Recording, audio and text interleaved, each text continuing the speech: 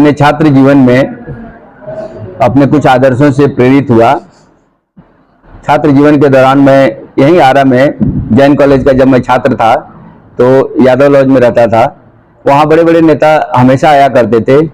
उनमें से कुछ ऐसे थे जिनकी छाप मेरे मानसिकता पर उन दिनों ही पड़ गई, जैसे राम इकबाल वर्षी जो पीरो गांधी के नाम से प्रमुख हैं, वो हुए। एक राम सकल जी जो संदेश विधानसभा के विधायक रह चुके हैं, वो हुए। एक राधा कृष्ण थे विधायक। तो इन सब लोगों के साथ में रहता था।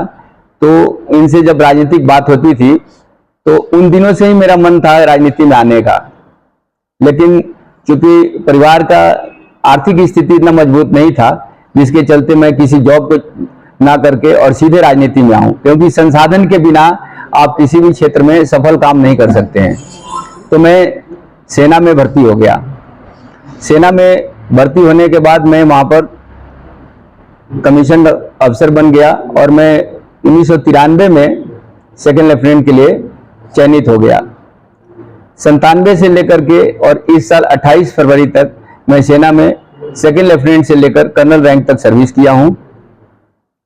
सेना में जो सबसे ज्यादा चीजें जो हमें प्रेरित किया है वो इंटीग्रिटी और लॉयल्टी, मतलब वफादारी जो है वो 100% होनी चाहिए। आप जिस काम में जाते हैं उसमें आपकी वफादारी 100% होनी चाहिए।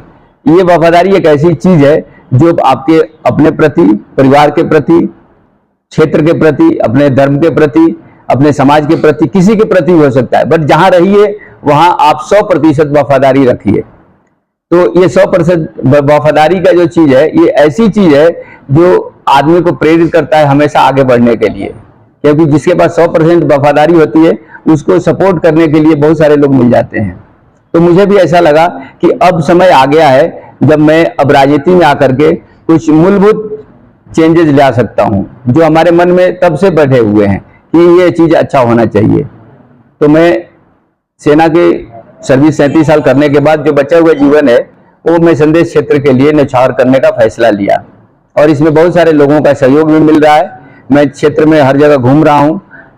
भारतीय जनता पार्टी जो श्यामाचंद्र मुखर्जी की पार्टी है, पंडित दीनदयाल जी का जिसमें आदर्श है, जो देश की एकता, संविधान की एकता और बाकी पूरे मानव को एक समष्टि के रूप में लाने के लिए हमेशा प्रेरित करता है। तो मुझे लगा कि भारतीय जनता पार्टी जो सबसे बढ़िया पार्टी है और मैंने इसी की सदस्यता ली है। अब संदेश विधानसभा के हर एक गांव में मैं जा रहा हूं, हर लोगों से मिल रहा हूं और मिल करके उनकी समस्याओं को सुन रहा हूं, और जहां तक हो सकता है मैं मानसिक विश्लेषण कर रहा हूं कि अगर मुझे मौका मिला तो इन समस्याओं का समाधान कैसे कर सकता हूं। सबसे बड़ी समस्या क्या है संदेश में? संदेश विधानसभा में जो इस समय है वो तो सबसे ज्यादा है सड़क की जो है वो होना जरूरी है, क्योंकि कुछ गांव के लोग ऐसे हैं जो अपने घर में छत पर सो भी नहीं पा रहे हैं। इतना धूल दूषित उनका घर हो गया है, जो घर होते हुए भी घर के अंदर सो रहे हैं गर्मी के दिन में। तो सबसे जो इमीडिएट है वो जो है सड़क की सुविधा को ठीक करना है। उसके बाद बाकी सुविधाएं हैं, जैसे शिक्षा में सुधार लाना, स्वास्थ्य में सुधार लाना, सामाजिक सौहार्द में सुधार लाना, ये सारी चीजें हैं। बट इस समय जनता जो त्रस्त है वो है सड़क के खराब होने की वजह से। तो मेरी प्राथमिकता, अगर मुझे मौका मिलता है तो सड़क को इमीडिएट सुधार करना, ये हमारी प्राथमिकता होगी। संदेश विधानसभा से कई नेता लाइन में है, कैसे आप उनको देख रहे हैं अपने?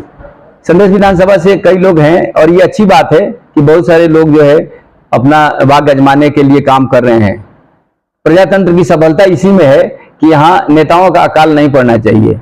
प्रजातंत्र में नेता ज्यादा होने चाहिए, और पुराने जमाने से दार्शनिकों का भी यही कहना है कि समाज में नेतृत्व करने वालों की कभी अकाल नहीं होनी। बहुत सारे लोग समाज में सामाजिक काम करने के लिए लगे हुए हैं। बहुत हेल्थी ट्रेंड है यहाँ के लिए कि कई नेता हैं। भारतीय जनता पार्टी से अगर टिकट नहीं मिलती तो क्या दूसरी पार्टी लड़ेंगे क्या? जी नहीं, मैं भारतीय जनता पार्टी का ही मेंबर बना हूं, और मेरी ये इच्छा है कि मैं अंतिम दिन तक अपनी सांस जो लूं तो भारतीय जनता पार्टी में लूं, और मैं बगावती काम करने वाला व्यक्ति नहीं हूं। सेना में हमारा अनुशासन बहुत ही ज्यादा जोर पकड़ के रखा है, और मैं एक अनुशासित सिपाही के तौर भारतीय जनता पार्टी का ही अंतिम सांस तक सेवा देना चाहता हूं। मुझे निर्दलीय या किसी और पार्टी से इलेक्शन लड़ने में कोई दिलचस्पी नहीं है। अभी वर्तमान में वहाँ एक परिवार का सत्ता काफी लंबे समय से चल रहा है, कैसे चुनौती देंगे उनको?